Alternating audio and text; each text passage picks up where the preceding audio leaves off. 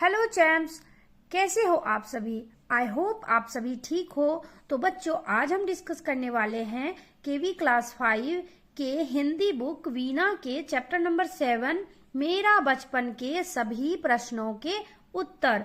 और ये एक कहानी है जिसमें एक बचपन के बारे में बताया गया है और जिन्होंने बताया है वो हैं प्रेमचंद जी। यानी कि इस कहानी के जो कहानीकार हैं वो हैं प्रेमचंद जी। तो आप इनके कहानीकार के नाम भी नोट करें और हम इनके सभी क्वेश्चंस के आंसर जानेंगे कि इनके बचपन में क्या क्या हुआ और इनको बचपन क्यों इतना पसंद है। तो चलिए देखते हैं क्वेश्चंस क्या हैं।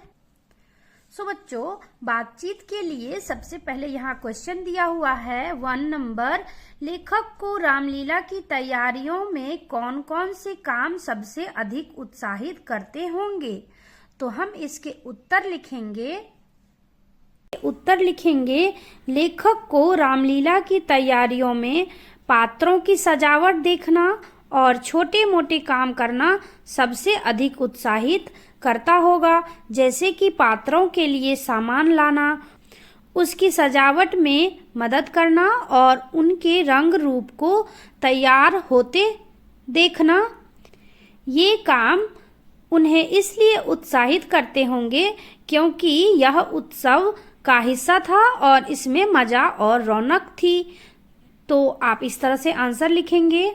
सो बच्चों, प्रश्न 2 है कि आपको लेखक के बचपन की कौन सी बातें सबसे अच्छी लगी। यानी कि आपको लेखक जो यहाँ पे बता रहा है अपने बचपन की बात, उसे सबसे अच्छी आपको कौन सी लगी, वे बातें आपको अच्छी क्यों लगी। यहाँ पे आपको क्यों भी बताना है।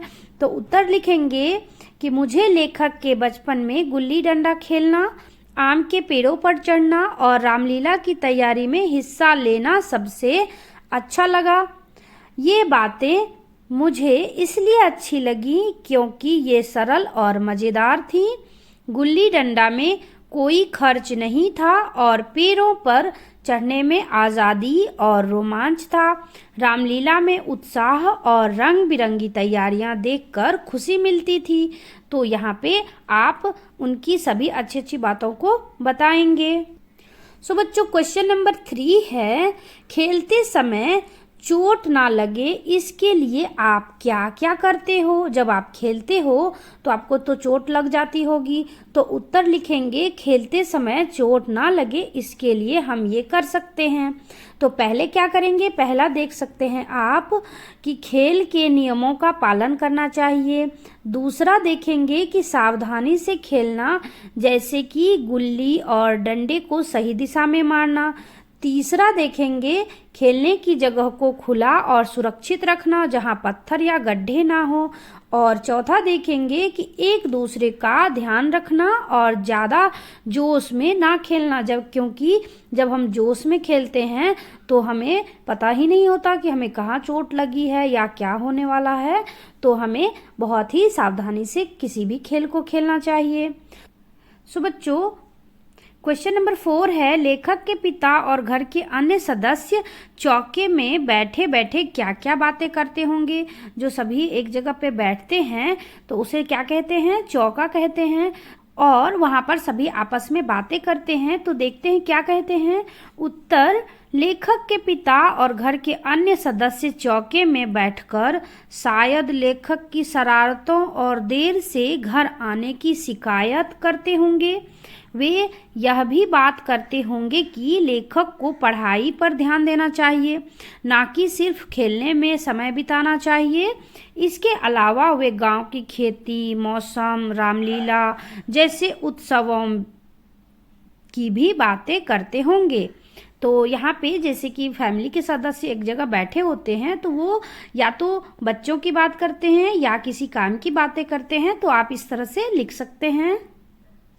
सो बच्चों, पाठ में से आपका है नीचे दिए गए प्रश्नों के उत्तर अपनी लेखन पुस्तिका में लिखिए, नोटबुक में। तो यहाँ पे पहला क्वेश्चन है कि लेखक के चचेरे भाई हलधर की आयु कितनी थी, वो कितने वर्ष का था। तो लेखक के चचेरे भाई हलधर की आयु 10 वर्ष थी, यानी 10 साल थी। सो बच्चों प्रश्न 2 है, लेखक ने अपने घर वालों के क्रोध का कारण क्या बताया। यानी कि क्रोध मतलब होता है गुस्सा, तो उनके गुस्सा का क्या कारण बताया। तो यहाँ उत्तर लिखेंगे, लेखक ने बताया कि उनके घर वाले इसलिए क्रोधित होते थे क्योंकि वह गुल्ली डंडा खेलने में इतना मस्त रहता था कि नहाने और खाने की सुध नहीं रहती थी। तो यहाँ पे आप इस तरह लिखेंगे, जब आप लोग भी खेलते हो बच्चों तो आपको भी खाने की सुध नहीं होती, कुछ और करने की सुध नहीं होती। सुध मतलब आपको ये होश नहीं रहता कि आप क्या कर रहे हो, कहाँ खेल रहे हो, कितना टाइम खेल रहे हो। सो क्वेश्चन नंबर 3 है बच्चों, लेखक के अनुसार गुल्ली डंडा और विलायती खेलों में क्या अंतर है। और यहाँ पर विलायती का मतलब होता है विदेश, यानी कि विदेश को विलायत कहते हैं। तो यहाँ पे विलायती खेलों में क्या अंतर बताया है, तो उत्तर देखते हैं। लेखक के अनुसार गुल्ली डंडा बिना पैसों के खेला जा सकता है, सिर्फ पैर की टहनियों से गुल्ली और डंडा बन जाता है। लेकिन विलायती खेलों के सामान बहुत महंगे होते हैं और उनके लिए खास मैदान या कोर्ट की ज़रूरत होती है। यानी कि विलायती यानी विदेशी खेलों में बहुत सारे सामान लगते हैं। नंबर 4 है, इस पाठ में लेखक ने अपने बचपन के किन किन अनुभवों को याद किया। उत्तर लिखेंगे, लेखक ने अपने बचपन में इन अनुभवों को याद किया। पहला देखेंगे कि कच्चे टूटे घर में रहना और प्याल का बिछोना।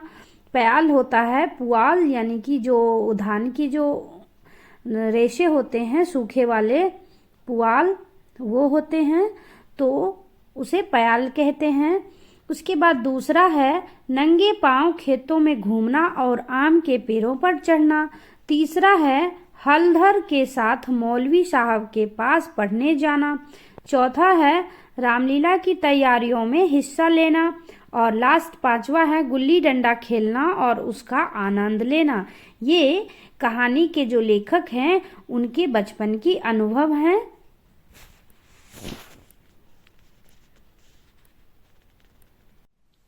सो बच्चों मिलान कीजिए है, नीचे दिए गए चित्रों का उनके उपयुक्त विवरण से मिलान कीजिए। यहाँ पे एक चित्र है और इसका होगा भ्रमण करना अथवा इधर उधर चलना, तो यहाँ पे हम इसको मैच करेंगे।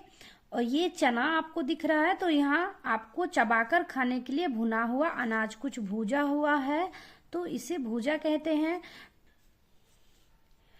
ये बैट है और बैट का क्या मिलान करेंगे, काठ का चपटे और चौड़े सिरे का डंडा, तो इसे आप इससे मैच करेंगे।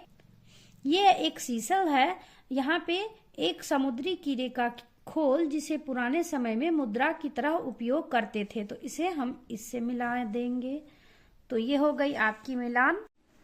सो बच्चों यहाँ भाषा की बात में आपको दिया हुआ है कि विशेषण और संज्ञा शब्द लिखने हैं, तो मैं आपको शॉर्टकट में इसके आंसर बता देती हूँ कि विलायती जो है विशेषण है और खेल जो है संज्ञा है। इसी तरह हम लिखेंगे महंगा सामान, महंगा क्या है विशेषण और सामान जो है वो संज्ञा है।